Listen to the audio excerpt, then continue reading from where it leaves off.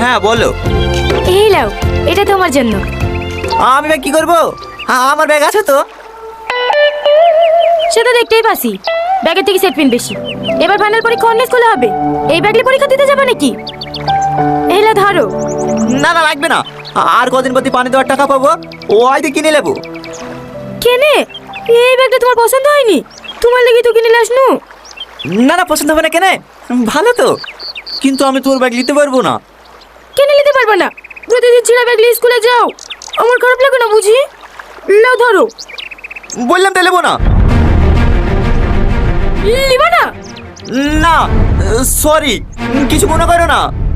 ঠিক আছে ঠিক আছে, যাও, আমার জিনিস তোমাকে নিতে হবে না।